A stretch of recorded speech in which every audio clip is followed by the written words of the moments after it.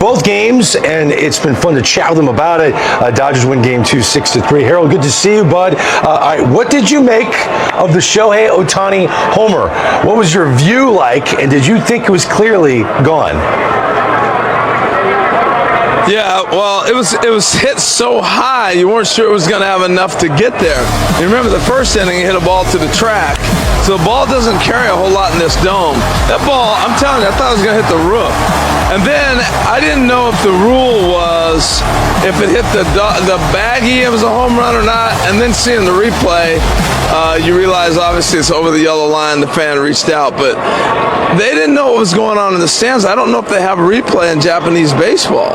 So it was really people wondering, what are they doing? They're stalling. It was quite a scene in the stands, because you take away the home run from Mr. Ohtani here, that's big news.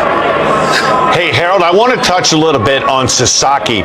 What was your initial impression of his stuff tonight? I'll tell you what, Dan, the one thing I wanted to see was watching the fastball, and it was explosive. He had in that bat, yeah, this is it right here. He threw 3 pitches over 100 miles an hour, and then it looked like he almost went into spring training mode, trying to figure out, can I throw that split for strikes and everything else? And he wasn't able to locate the split, and that's what got him in trouble. I thought they just went to the well on it too many times instead of just reaching back, challenging guys with the fastball. It was electric. They weren't catching up to it, and I thought they kind of got away from it. You know, I was telling Greg, when you look at Yamamoto and Sasaki, to me, Yamamoto is more experienced, more polished, and to me, I think there's huge upside long-term with Sasaki, but to compare the two pitchers right now is probably a little bit unfair. Your thoughts on that? I totally agree with you. I don't think you can compare them right now, but I think Sasaki's upside is going to go further than we've seen a lot of guys go coming out of Japan or even back home in the States. This guy, by the end of the day, I say by the end of the season, is going to be one of the top 10 pitchers in baseball. He's just got that great of stuff.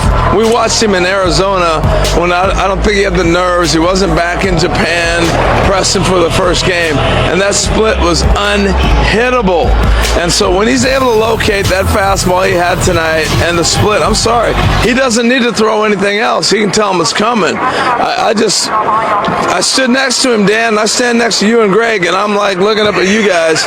He's right there at your height. He's a legit 6'5". He's already got some size to him, and he's got some presence. And that was the big thing to me, was the presence that he had and the composure. I think he's going to be a star. We're looking at a great one. Dodgers won these 2 games without 2 huge stars, Freddie Freeman and Mookie Betts. There's another team that played in this Tokyo series, and that's the Chicago Cubs. Yeah, they're missing Nico Horner right now at second base, but up until Tucker got that double in the 9th inning, if you go 2 through 4, Seiya Suzuki, Tucker, and Bush combined 1 for 22 in these first 2 games. Is that a big deal to you, or do you think the Chicago Cubs are still going to be a force to be reckoned with in the NL Central? You know, the first thing I thought about was, I remember breaking spring training with the Padres, and I ended up getting traded to the Angels before we went on this trip I'm going to tell you about. We were going to open with Gladys, Maddox, and Smoltz. And you're sitting there going, I'm 0 for 15 before the season starts. And if the Cubs, you got to sit there and go, look what we faced. We're talking about the starters, but that bullpen is elite. The arms were amazing. So if I'm a Cub hitter, I got to sit back and go, who did we face in 2 games? It was overpowering stuff, and you're not going to see that all season long, not consecutive nights, consecutive days like they'd had to deal with here. So I'm not as concerned. I don't think we really know what they're capable of, because they saw elite stuff that I don't think they'll see the rest of the year like that, back to back to back. Are we going to see back to back to back Tokyo series? Is this going to get bigger? How do you see this down the line? Well, I tell you what, Guggenheim's going to bring them back here. You got the biggest star on the planet. If you were here to see the reception that Ohtani continues to get, we will be coming back here. And it's not only Ohtani. They put on an amazing show. It was a combination of the Olympics, I'm sure the WBC, but to start the Major League season, I think we're going to see multiple teams come over here, but the Dodgers are going to be the headliners because of what you got. Greg, there was a scene right after the game. You had all the Japanese players. There was 5 Japanese players in this game. They came out for a team photo, and I'm telling you what, the place, nobody left. They saw these guys coming out. They stood there. It was amazing, and just a scene, I think it's something that we're going to continue to build on. And Japan is a baseball country, and we're not talking about, they don't have the NBA they're battling with, the NFL they're battling with. They dominate baseball. And so if you're a baseball organization like Major League Baseball, you have to invest where your product is a premium, and that's here in Japan. So yeah, I see us continually growing the game over here, growing the sport over here.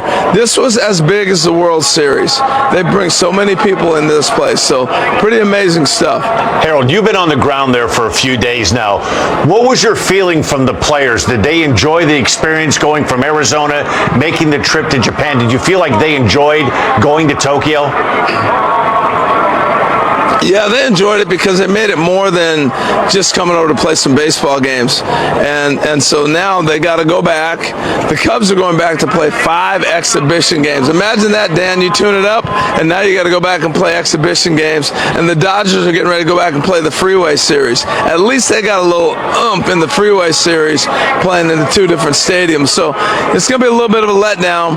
But I think at the end of the day and at the end of the season, and understanding where the sport has to go to and what they're doing here, the players fully got it. Okay, so on a scale of 1 to 10, 1 being we had to stay till 1:30 in the morning on a Friday night because the game went extra innings. That's a 1. 10 being the greatest experience you've ever had. What would Harold Reynolds, how would you rank your Tokyo experience? 1 through 10.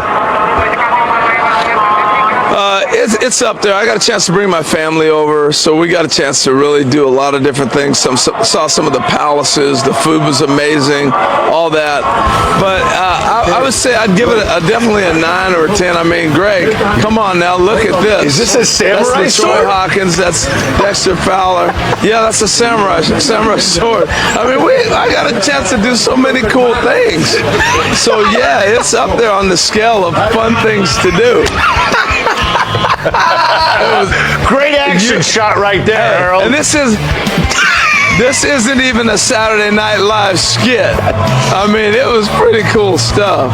Wow, my goodness! I could do a Greg's list of my favorite Harold in Tokyo pictures. I mean, they're everywhere. Harold, great stuff. I'm glad your beautiful family could enjoy the trip to Japan. Get home safe, and we'll be kickstarting the regular season here in this country pretty soon. Okay, bud? Guys, pregame to MLB tonight, the pregame show. Oh, I can't wait. Can't wait. See you soon. Yeah, man. All right, Harold Reynolds, everyone, in Tokyo. Great stuff, buddy. You guys have talked about just how special this is. Yesterday, you mentioned the nerves you felt in this series. Today, Roki Sasaki made his major league debut. How did he handle the moment? ローキ選手の活躍見て、もちろん昨日も緊張しましたけども、ローキの投球見てどうでしたか？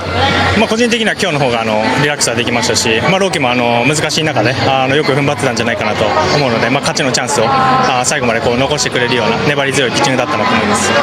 I felt a lot more relaxed today overall. I think Roki really did a great job giving us a chance to win today. With the home run, you always said that you wanted to put on a show for the fans here. You had your first home run of the season. Just how did it feel to do that, to share it with these fans? 東京でホームランを打ったっていうことは大谷さんにとってはどういう意味ですか？もうちょっと行くかなと思ったんですけど、ギリギリになってちょっともうちょっと行ってほしかったなっていうのがあれでしたけど、打てたことが嬉しいですし、いい投手から東京でね打てたということが良かったなと思います。I was happy I was able to hit a homer off a pretty good pitcher. I thought the ball was going to travel a little bit more, so I'm glad that it barely at least got in.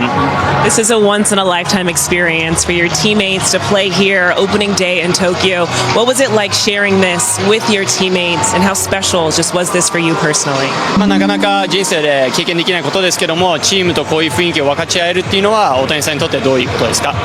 球場でもそうですし、球場外でも日本の雰囲気を楽しんでもらえたなら嬉しいかなと思いますし、何より2勝できたので、いいリズムでまたアメリカでの試合に向けて頑張りたいなと思います。Well, I'm happy that my teammates got to experience Japan on and off the field, but most importantly, coming away with 2 wins is something really huge for us. I'm glad that we're going to head back to the U.S. on a good note. Congratulations on the win, Shohei. Shohei Ohtani once again comes through for the Dodgers. Roki Sasaki making his debut, wiggled in and out of trouble. 3 total innings in his big league debut. Considered the #1 overall prospect according to MLB.com. And I've been saying, man,